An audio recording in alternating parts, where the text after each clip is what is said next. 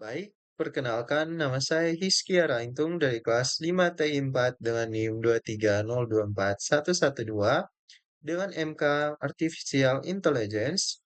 Saya pada kali ini akan mempresentasikan materi mengenai decision making phases atau fase-fase pengambilan keputusan.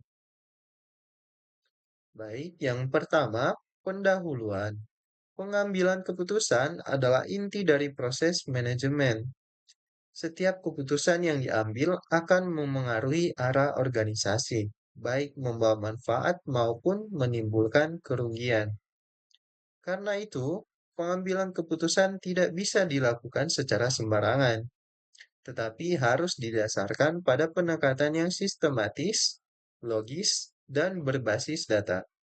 Dalam kerangka manajemen modern, proses ini dibagi menjadi tiga tahap utama, yaitu fase intelligence, design, dan choice, yang membantu manajer memahami permasalahan, merancang alternatif solusi, dan memilih keputusan terbaik.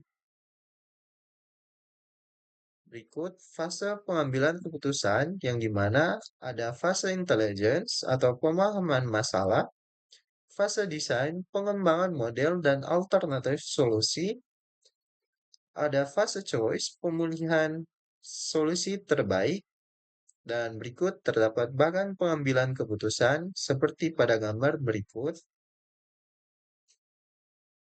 Selanjutnya, kerangka pengambilan keputusan modern biasanya dibagi menjadi tiga fase utama, intelligence, design, dan choice. Ketiga fase ini membentuk suatu siklus yang saling berkesinambungan. Jika fase pertama gagal mengidentifikasi masalah dengan tepat, maka solusi yang dihasilkan pada fase akhir kemungkinan besar tidak efektif. Dengan kata lain, ketepatan identifikasi masalah menjadi fondasi bagi keputusan yang berkualitas. Fase pertama yaitu fase intelligence. Fase intelligence adalah pintu masuk dari seluruh proses pengambilan keputusan. Pada tahap ini, fokus utama adalah menemukan apakah ada masalah nyata yang perlu dipecahkan dan memahami secara mendalam akar penyebabnya. Proses dalam fase intelligence ada identifikasi masalah.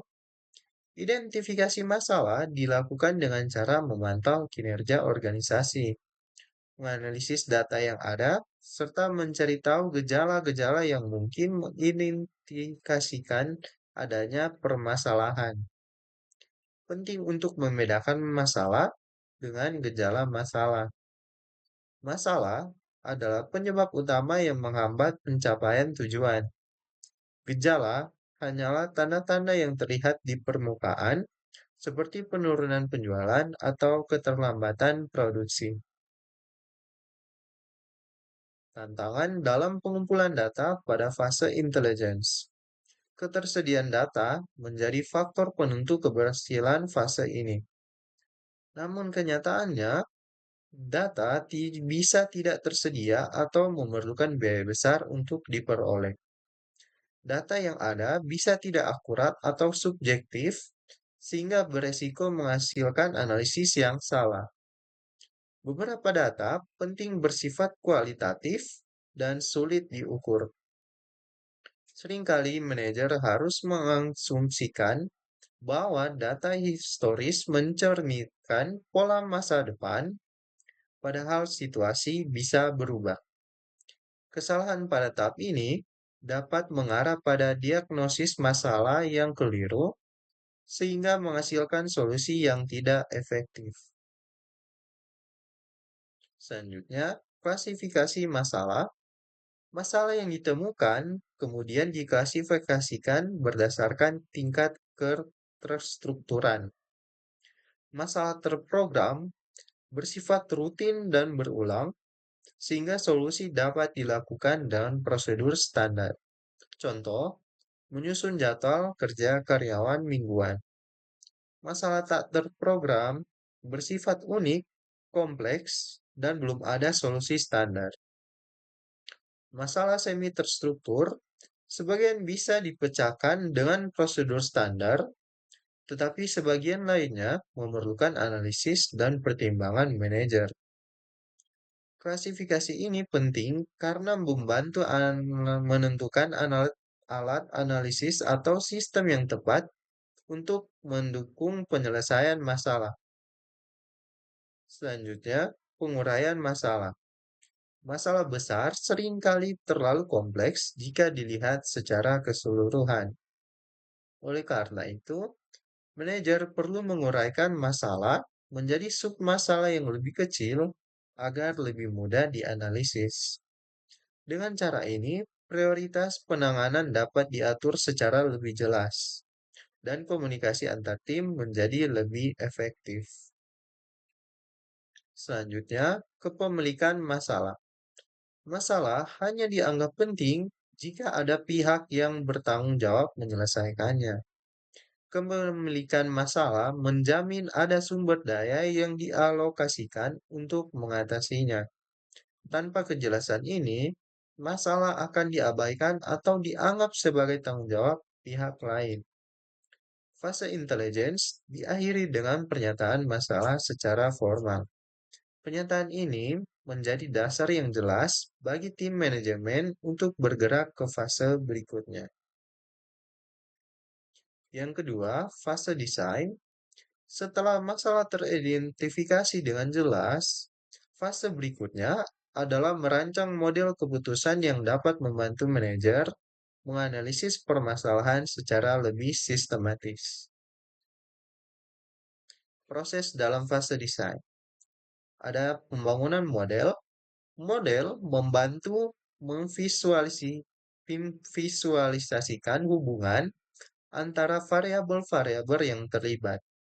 Model bisa berubah matematika, simbolis, atau kualitatif.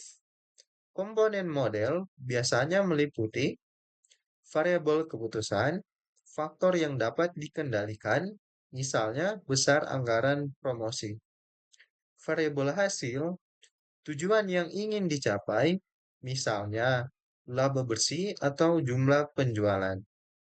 Parameter lingkungan, faktor eksternal yang tidak bisa dikontrol, seperti kebijakan pemerintah atau kondisi pasar.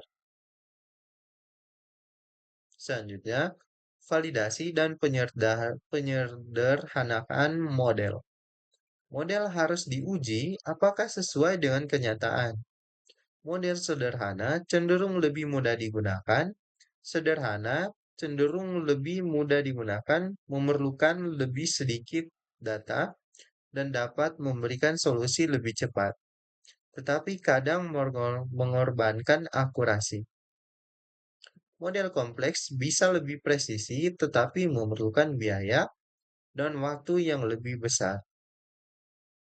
Selanjutnya, pengembangan alternatif solusi. Berdasarkan model, manajer dapat menghasilkan alternatif solusi yang kemudian dianalisis. Optimasi, mencari solusi yang memberikan hasil paling optimal. Simulasi, menguji berbagai skenario bagaimana jika. Forecasting, memperkirakan kemungkinan kondisi di masa depan. Analisis skenario, menyiapkan strategi untuk berbagai kemungkinan perubahan lingkungan. Selanjutnya, jenis model keputusan. Ada model normatif, berfokus pada menemukan solusi terbaik sesuai kriteria yang ditentukan.